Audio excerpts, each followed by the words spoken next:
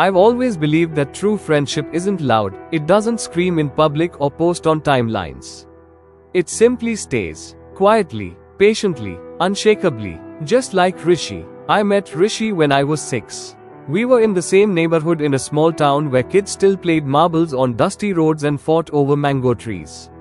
He was the kid with mud-stained shorts, a slingshot in his back pocket, and a smile that could melt any scolding auntie.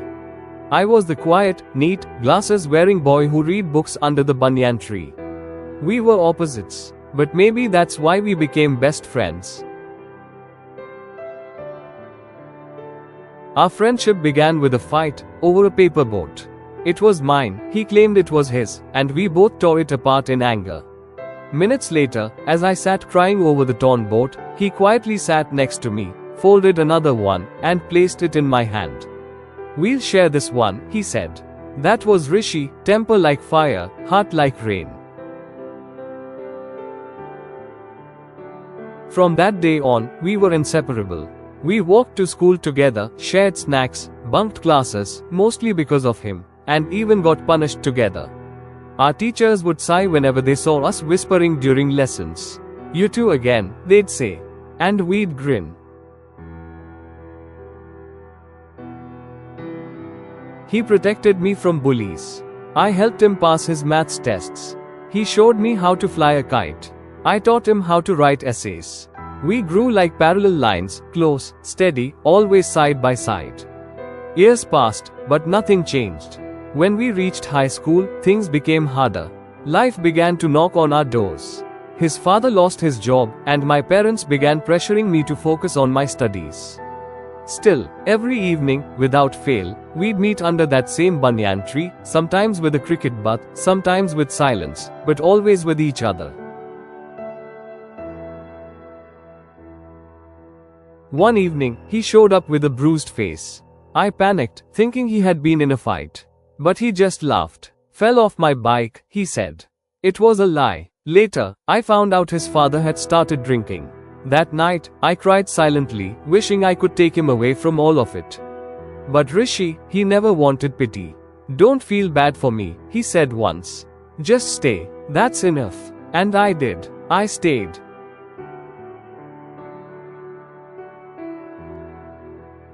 After school, I moved to the city for college. He stayed back, took up a small mechanic's job to support his family. Our lives started moving in different directions, but our friendship remained the same. We called each other almost every week. Sometimes just for 5 minutes, just to say, "You good?" and "Yeah, you?" Then came the silence. One day, he stopped calling. I waited. A week passed. Then 2. I called, his number was switched off. I messaged, no reply. Panic rose like a fever inside me. Was he okay? Had something happened? I took a night bus and went straight to his house the next morning. He was there, thinner, quieter, and tired. His mother had passed away, and he hadn't told anyone. "Didn't want to bother you," he said, forcing a smile. We sat for hours, not saying much. Just sitting. That was enough. Sometimes friendship isn't about words. It's about presence. He came to my wedding 5 years later, wearing a borrowed suit 2 sizes too big. He danced like a madman and cried during the farewell, even though he tried to hide it. "Don't forget me, okay?" he whispered, half joking. As if I could, I replied. As years rolled on, life became a storm. Career, marriage, kids. The days got shorter, the calls became rarer. But still, every birthday, without fail, I got a handwritten letter from him. Not a text, not a Facebook post, a real, ink-smudged letter, full of bad handwriting and pure love. And I wrote back.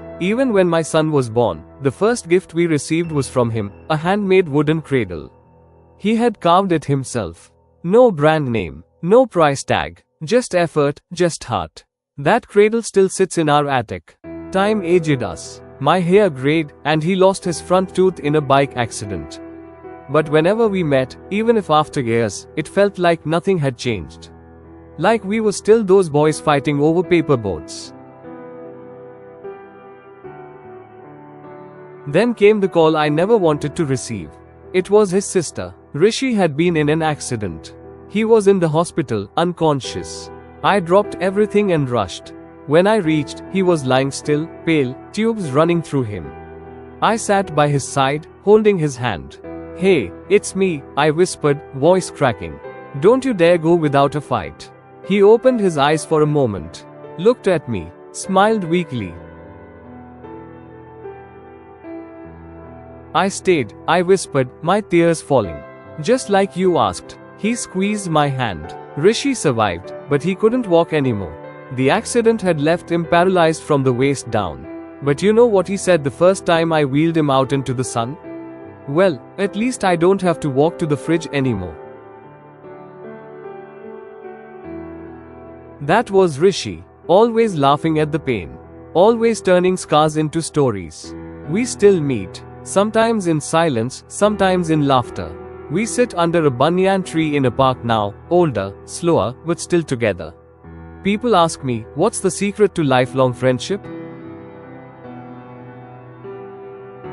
And I tell them, it's not about talking every day. It's not about matching hobbies or lifestyles. It's about showing up, again and again, especially when it's hardest. It's about staying, even when the boat sinks. Rishi and I, we're not just friends. We're a thread, worn out by time, stretched by distance, but never broken. Never. Subscribe now for more interesting and exciting videos. Stay tuned for amazing content.